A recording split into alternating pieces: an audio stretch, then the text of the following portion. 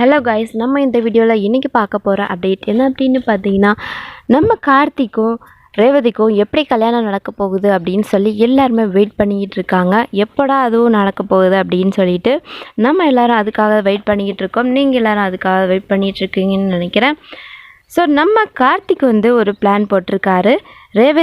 ரேவதி கிட்ட எப்படியாச்சும் நம்ம மாயா, ரமேஷ் இவங்களுக்கு இடையில இருக்கக்கூடிய அந்த தொடர்பை பற்றி அவங்களுக்கு ஆதாரப்பூர்வமாக நிரூபிக்கணும் அப்படின்னு சொல்லிட்டு நம்ம மாயாவுக்கும் ரமேஷ்க்கும் பார்த்திங்கன்னா மாயா கன்சீவ் ஆகியிருப்பாங்க ரமேஷால். ஸோ அந்த குழந்தைய அவாய்ட் பண்ணுறதுக்காக நம்ம டாக்டர் பார்த்திங்கன்னா அவங்க குழந்தைய அவங்க தான் அவாய்ட் பண்ணியிருப்பாங்க.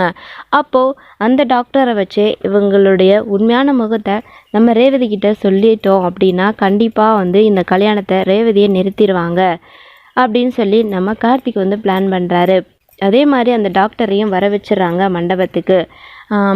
என்ன தம்பி, என்கிட்ட ஏதோ பேசணும் அப்படின்னு சொல்லி வர சொன்னீங்க, என்ன விஷயம் அப்படின்னு சொல்லி கார்த்திக்கிட்ட கேட்குறாங்க அந்த டாக்டர். நீங்கள் கொஞ்ச நேரம் இந்த ரூமில் வெயிட் பண்ணுங்கள், வந்துடுறேன் அப்படின்னு சொல்லிட்டு நம்ம ரேவதியை போய் அந்த டாக்டர் இருக்க ரூமுக்கு அனுப்பி வைக்கிறாங்க. அப்போது டாக்டர் ரேவதியை பார்த்த உடனே ஷாக்கிங் ஆகுறாங்க.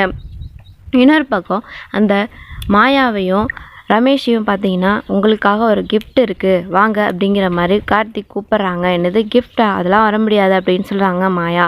அதுக்கப்புறம் ரமேஷ் என்ன தான் பண்ணுறான்னு நம்மளும் பார்ப்போம், வா போவோம் அப்படின்னு சொல்லி கூப்பிட்றாங்க. அதுக்கப்புறம் நம்ம ரமேஷும் மாயாவும் கார்த்திக் பின்னாடியே போகிறாங்க.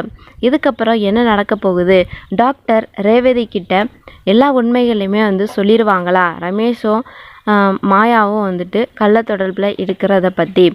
அப்படி டாக்டர் சொல்லிட்டாங்க அப்படின்னா ரேவதி இந்த கல்யாணத்தை நிறுத்திடுவாங்களா, என்ன நடக்கும் அப்படின்றத நம்ம வெயிட் பண்ணி தாங்க பார்க்கணும். இந்த ஒரு குட்டி ரிவ்யூ உங்களுக்கு பிடிச்சிருந்தா மறக்காம ஒரு லைக் பண்ணிடுங்க. தேங்க்ஸ் ஃபார் வாட்சிங்.